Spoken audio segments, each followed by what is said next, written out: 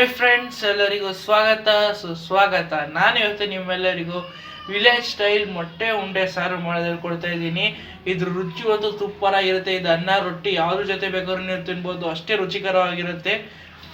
ಬನ್ನಿ ಹೆಂಗೆ ಮಾಡೋದಂತ ನೋಡ್ಕೊಳ್ಳೋಣ. ಮೊದಲಿಗೆ ಅದರ ಇಂಗ್ರೀಡಿಯೆಂಟ್ಸ್. ಫ್ರೆಂಡ್ಸ್, ಮೊದಲಿಗೆ ನಾನು ಇಲ್ಲಿ ಒಂದು 6 ಮೊಟ್ಟೆ ತೊಗೊಂಡಿದ್ದೀನಿ ಇದಕ್ಕೆ. ನೆಕ್ಸ್ಟ್ ನಾನು ಇಲ್ಲಿ ಒಂದು ಸ್ವಲ್ಪ ಈರುಳ್ಳಿನ ಇಟ್ಟಿದ್ದೆ, ಸಣ್ಣ ಸಣ್ಣದಾಗಿ ಕಟ್ ಮಾಡಿ ಇಟ್ಕೊಂಡಿದ್ದೀನಿ. ಮತ್ತು ಒಂದು ಸ್ವಲ್ಪ ಟೊಮೊಟೊ ತೊಗೊಂಡಿದ್ದೀನಿ ಇಲ್ಲಿ ಇದು ಒಗ್ಗರಣೆಗೆ. ನೆಕ್ಸ್ಟ್ ನಾನು ಇಲ್ಲಿ ಈರುಳ್ಳಿನ ಇದರಲ್ಲಿ ದಪ್ಪದಾಗಿ ಇಟ್ಕೊಂಡಿದ್ದೀನಿ. ಈರುಳ್ಳಿ ಟೊಮೊಟೊನ ಇದು ರುಬ್ಕೊಳ್ಳೋದಕ್ಕೆ.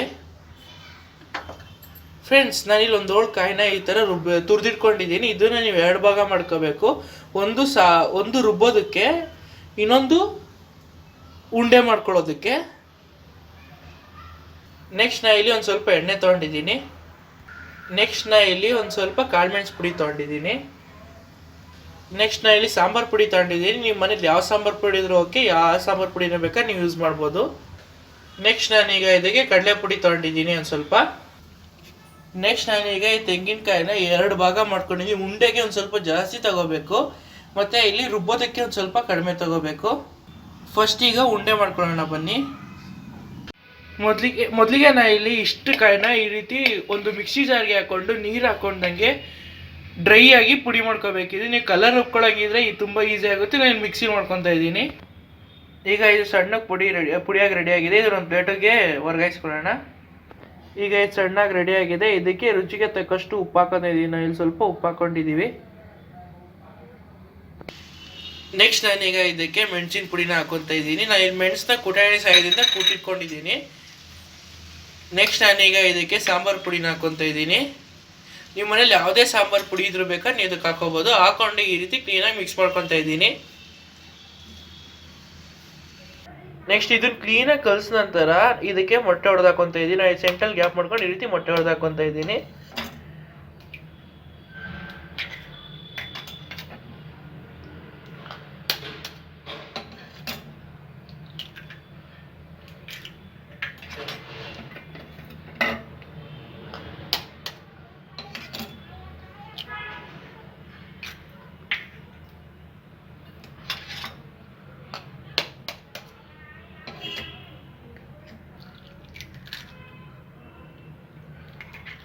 ಈಗ ಇದನ್ನು ಕ್ಲೀನಾಗಿ ಮಿಕ್ಸ್ ಮಾಡ್ಕೊಳ್ಳೋಣ.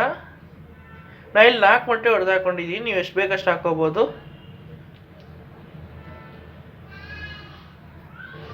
ಈಗ ನನಗಿದು ತೆಳ್ಳಗಾಗಿದೆ, ಅದರಿಂದ ನಾನು ಇಲ್ಲಿ ಇದಕ್ಕೊಂದು ಸ್ವಲ್ಪ ಕಡಲೆ ಹಿಟ್ಟು ಹಾಕ್ಕೊತಾ ಇದ್ದೀನಿ. ನೀವು ತೆಳ್ಳಗಾಗಿಲ್ಲ ಅಂದರೆ ಏನು ಕಡಲೆ ಹಿಟ್ಟು ಹಾಕೋ ಅವಶ್ಯಕತೆ ಇರಲ್ಲ.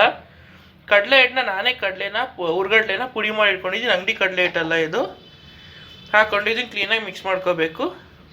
ಇದು ನೀವು ಉಂಡೆ ಕಟ್ಟೋ ಅದಕ್ಕೆ ಬರಬೇಕು, ಅಲ್ಲಿ ತನಕ ನೀವು ಕಡಲೆ ಹಿಟ್ಟು ಹಾಕ್ಕೊಂಡು ಮಿಕ್ಸ್ ಮಾಡಿ. ಇದೇ ಬೇಕಾದ್ರೆ ಕಾಯಲ್ಲೇ ಅದಕ್ಕೆ ಬಂತು ಅಂದರೆ ನೀವು ಕಡಲೆ ಹಿಟ್ಟು ಹಾಕೋ ಅವಶ್ಯಕತೆ ಇರಲ್ಲ. ಈಗ ಇದನ್ನು ಕಲಸಿ ರೆಡಿಯಾಗಿದೆ. ನೀವು ಅದಕ್ಕೆ ಬರಲಿಲ್ಲ ಅಂದರೆ ಏನು ಪರವಾಗಿಲ್ಲ. ಇದನ್ನು ನೀವು ಈ ರೀತಿ ತೆಗೆದು ಸಾಂಬಾರು ಈ ರೀತಿ ಬಿಟ್ಟ ಮೇಲೆ ಗಟ್ಟಿಗಾಗುತ್ತೆ ಮೊಟ್ಟೆ ಬೆಂದಾಗ. ಈಗ ಇದು ರೆಡಿಯಾಗಿದೆ. ಇದನ್ನು ಸಪ್ರೇಟಾಗಿ ಎತ್ತಿಟ್ಕೊಂಡು ಸಾಂಬಾರು ರೆಡಿ ಮಾಡ್ಕೊಳ್ಳೋಣ ಬನ್ನಿ. ಈಗ ನಾವು ಕಾಯಿ ರುಬ್ಕೊಂಡ್ವಲ್ಲ, ಅದೇ ಜಾರಿಗೆ ಈಗ ಮಿಕ್ಕಿರೋ ಸ್ವಲ್ಪ ಎತ್ತಿಟ್ಕೊಂಡಿದ್ವಲ್ಲ ಕಾಯಿನ, ಆ ಕಾಯಿನ ಹಾಕ್ಕೊತಾ ಇದ್ದೀನಿ ನಾನು ಇಲ್ಲಿ. ನೆಕ್ಸ್ಟ್ ನಾ ಈಗ ಇದಕ್ಕೆ ದಪ್ಪದಾಗ ಕಟ್ ಮಾಡಿ ಇಟ್ಕೊಂಡಿರುತ್ತೆ ಈರುಳ್ಳಿ ಟೊಮೊಟೊ ಹಾಕ್ಕೊತಾ ಇದ್ದೀನಿ.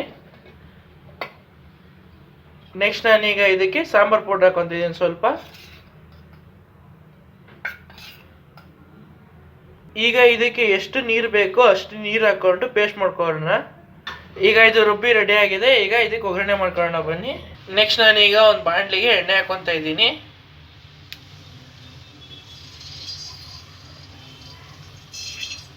ಎಣ್ಣೆ ಕಾದ್ಮೇಲೆ ನಾನು ಇದಕ್ಕೆ ಒಂದು ಸ್ವಲ್ಪ ಸಾಸಿವೆ ಹಾಕ್ಕೊತಾ ಇದ್ದೀನಿ. ನಾನು ಇಲ್ಲಿ 1 ಟೀ ಸ್ಪೂನ್ ಆಗೋಷ್ಟು ಸಾಸಿವೆ ಹಾಕ್ಕೊಂಡಿದ್ದೀನಿ. ಈ ಸಾಸಿವೆ ಸಿಡಿದು ರೆಡಿಯಾಗಿದೆ. ಇದಕ್ಕೆ ನಾನು ಈಗ ಈರುಳ್ಳಿ ಕಟ್ ಮಾಡಿ ಇಟ್ಕೊಂಡಿರೋಂಥ ಈರುಳ್ಳಿ ಮತ್ತು ಟೊಮೊಟೊನ ಹಾಕ್ಕೊತಾ ಇದ್ದೀನಿ. ಈಗ ಇದನ್ನು ಕ್ಲೀನಾಗಿ ಫ್ರೈ ಮಾಡ್ಕೊಳ್ಳೋಣ. ಈಗ ಈರುಳ್ಳಿ ಟೊಮೊಟೊ ಫ್ರೈ ಆಗೋದಕ್ಕೆ ಒಂದು ಸ್ವಲ್ಪ ಅರಿಶಿನ ಹಾಕ್ಕೊತಾ ಇದ್ದೀನಿ. ಇಲ್ಲಿ 1/4 ಟೀ ಸ್ಪೂನ್ ಅರಿಶಿನ ಹಾಕ್ಕೊಂಡಿದ್ದೀನಿ. ಹಾಕೊಂಡು ಇದನ್ನು ಕ್ಲೀನಾಗಿ ಮಿಕ್ಸ್ ಮಾಡ್ತಾ ಫ್ರೈ ಮಾಡ್ಕೊಳ್ಳೋಣ.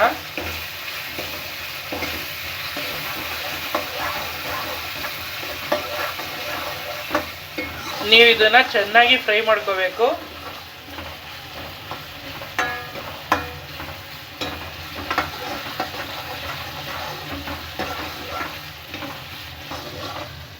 ಈಗ ಈರುಳ್ಳಿ ಮತ್ತು ಟೊಮೊಟೊ ಫ್ರೈ ಆಗಿ ರೆಡಿ ಆಗಿದೆ. ನೆಕ್ಸ್ಟ್ ಸ್ಟೆಪ್ ನಾನೀಗ ಇದಕ್ಕೆ ರುಬ್ಬಿಟ್ಕೊಂಡಿರೋಂಥ ಮಿಶ್ರಣನ ಹಾಕೊತಾ ಇದ್ದೀನಿ. ನೀವು ಈರುಳ್ಳಿ ಟೊಮೊಟೊನ ಚೆನ್ನಾಗಿ ಫ್ರೈ ಆದಮೇಲೆ ರುಬ್ಬಿಟ್ಕೊಂಡಿರೋ ಮಿಶ್ರಣನ ಹಾಕೋಬೇಕು. ಈಗ ಮಿಕ್ಸಿ ಜಾರಲ್ಲಿ ಹಂಗೆ ಅಂಟ್ಕೊಂಡಿರುತ್ತಲ್ಲ, ಅದರಿಂದ ನಾನು ಅದೇ ಮಿಕ್ಸಿ ಜಾರಿಗೆ ಮಸಾಲೆ ಅಂಟ್ಕೊಂಡಿರೋದ್ರಿಂದ ಅದೇ ಮಿಕ್ಸಿ ಜಾರಿಗೆ ಒಂದು ಸ್ವಲ್ಪ ನೀರು ಹಾಕ್ಕೊಂಡು ಅದನ್ನು ಹಾಕೊತಾ ಇದ್ದೀನಿ. ನಾವೀಗ ಇಷ್ಟು ತೆಳ್ಳಗೆ ಮಾಡ್ಕೊಂಡಿದ್ದೀವಿ. ನಿಮ್ಗೆ ಎಷ್ಟು ಗಟ್ಟಿಗೆ ಬೇಕೋ ಅಷ್ಟು ಗಟ್ಟಿಗೆ ಇದನ್ನು ಮಾಡ್ಕೋಬೋದು ನೀವು. ನಾವು ಈ ಕನ್ಸಿಸ್ಟೆನ್ಸಿ ಮಾಡ್ಕೊಂಡಿದ್ದೀವಿ. ನೆಕ್ಸ್ಟ್ ಈಗ ಇದಕ್ಕೆ ರುಚಿಗೆ ತಕ್ಕಷ್ಟು ಉಪ್ಪು ಹಾಕೊತಾ ಇದ್ದೀನಿ. ಹಾಕೊಂಡು ಇದನ್ನು ಕ್ಲೀನಾಗಿ ಮಿಕ್ಸ್ ಮಾಡ್ಬಿಟ್ಟು ಇದು ಚೆನ್ನಾಗಿ ಕುದಿ ಬರೋ ತನಕ ಕುದಿಸ್ಬೇಕು ಇದನ್ನು. ಇದು ಕಾಲು ಭಾಗ ಕುದ್ದು ರೆಡಿಯಾಗಿ, ಮುಕ್ಕಾಲು ಭಾಗ ಕುದ್ದು ರೆಡಿ ಆಗಿದೆ. ಇನ್ನು ಕಾಲು ಭಾಗ ಆಮೇಲೆ ಕುದಿಸ್ಕೊಳ್ಳೋಣ. ಬನ್ನಿ ನೆಕ್ಸ್ಟ್ ಸ್ಟೆಪ್ ನೋಡ್ಕೊಳ್ಳೋಣ ಹೆಂಗೆ ಅಂತ. ಈಗ ಇದು ಸ್ವಲ್ಪ ಹೊತ್ತು ಹಂಗೆ ಬಿಟ್ಟಾದ್ಮೇಲೆ ಈ ಥರ ಗಟ್ಟಿಯಾಗಿದೆ. ಈಗ ಇಷ್ಟಿಷ್ಟು ದಪ್ಪ ಉಂಡೆನ ಕಟ್ಕೊಂಡು ಸಾಂಬಾರಿಗೆ ಬಿಡ್ಕೊತಾ ಇದ್ದೀನಿ ನಾನಿಲ್ಲಿ ಒಂದೊಂದಾಗಿನೇ. ಈ ರೀತಿ ಇಷ್ಟಿಷ್ಟು ದಪ್ಪ ಉಂಡೆ ಕಟ್ಕೊಂಡು ಸಾಂಬಾರಿಗೆ ಹಾಕೋಬೇಕು. ನೀವು ಉಂಡೆ ಹಾಕ್ಬೇಕಾದ್ರೆ ಇದನ್ನು ಸಿಮ್ಮಲ್ಲಿ ಇಟ್ಕೊಂಡಿರ್ಬೇಕು, ಇಲ್ಲ ತಳ ಹತ್ತುತ್ತೆ. ಈ ರೀತಿ ಹಾಕೋಬೇಕು.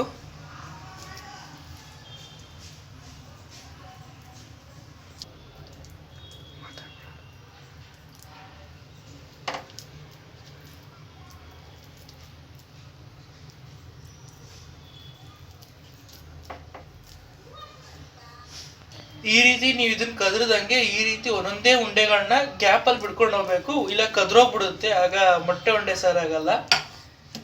ನೋಡಿ, ಈ ರೀತಿ ನೀವು ಒಂದೊಂದೇ ಉಂಡೆಗಳನ್ನ ಈ ರೀತಿ ಗ್ಯಾಪಲ್ಲಿ ಬಿಡ್ಕೊಂಡು ಹೋಗ್ಬೇಕಾಗುತ್ತೆ. ಫ್ರೆಂಡ್ಸ್, ಇರೋ ಟೇಸ್ಟ್ ಅಂತೂ ಅಷ್ಟು ಅದ್ಭುತವಾಗಿರುತ್ತೆ. ನೀವು ಮನೆ ಒಂದ್ಸತಿ ಟ್ರೈ ಮಾಡ್ಕೊಂಡು ತಿಂದು ನೋಡಿ. ಸೇಮ್ ಕೈಮಾ ಸಾರು ಇದ್ದಂಗೆ ಇರುತ್ತೆ ಟೇಸ್ಟ್, ಅಷ್ಟು ಅದ್ಭುತವಾಗಿರುತ್ತೆ. ನೀವು ಒಂದ್ಸತಿ ಮನೆ ಟ್ರೈ ಮಾಡ್ಕೊಂಡು ತಿಂದು ನೋಡಿ. ಇಷ್ಟ ಆದರೆ ಅದನ್ನು ಕಮೆಂಟ್ ಮಾಡಿ. ಈಗ ಇದನ್ನು ಚೆನ್ನಾಗಿ ಕುದಿಸ್ಕೋಬೇಕು. ನೋಡಿ, ಇಲ್ಲಿ ಉಂಡೆಗಳೆಲ್ಲ ಮೇಲ್ ಬರ್ತಿದೆ ಅಂದರೆ ಬೆಂದಿದೆ ಅಂತ. ಈಗ ಇದನ್ನು ಚೆನ್ನಾಗಿ ಕುದಿಸ್ಕೊಳ್ಳೋಣ ಒಂದು ರೌಂಡು. ಇದು ನೀವು ಮೊಟ್ಟೆ ಗಟ್ಟಿ ಆಗೋವರೆಗೂ ಸೌಟ್ ತಿರುಗಿಸ್ಬಾರ್ದು, ಅದೇ ರೀತಿ ಬೇಯಿಸ್ಕೊತಾ ಹೋಗ್ಬೇಕು. ಇದನ್ನು ಸೌಟ್ ಹಾಕ್ಲೇಬಾರ್ದು, ಇದನ್ನೆಲ್ಲ ಕದ್ರೋಗ್ಬಿಡುತ್ತೆ. ನೋಡಿ, ಇದು ಈ ರೀತಿ ಉಂಡೆ ಥರ ತುಂಬ ಸೂಪರಾಗಿ ಬಂದಿದೆ. ಈ ರೀತಿ ಬಂದಮೇಲೆ ನೀವು ಸೌಟ್ ಹಾಕಬೇಕು, ಅಲ್ಲಿ ತನಕ ನೀವು ಇದಕ್ಕೆ ಸೌಟ್ ಹಾಕ್ಲೇಬಾರ್ದು. ಫ್ರೆಂಡ್ಸ್, ಈಗ ಮೊಟ್ಟೆ ಉಂಡೆ ಸಾರು ಸವಿಯೋಕ್ಕೆ ಸಿದ್ಧ. ನೀವು ಇಲ್ಲಿ ತನಕ ವಿಡಿಯೋ ನೋಡಿದಾರ ಅಂದರೆ ವಿಡಿಯೋ ಇಷ್ಟ ಆಗಿರಲೇಬೇಕಲ್ಲ. ವಿಡಿಯೋ ಇಷ್ಟ ಲೈಕ್ ಮಾಡಿ, ಚಾನಲ್ ಸಬ್ಸ್ಕ್ರೈಬ್ ಮಾಡಿ, ಬೆಲ್ ನೋಟಿಫಿಕೇಶನ್ ಆಲ್ಗೆ ಸೆಟ್ ಮಾಡೋದಂತ ಮರಿಲೇಬೇಡಿ. And thanks for watching.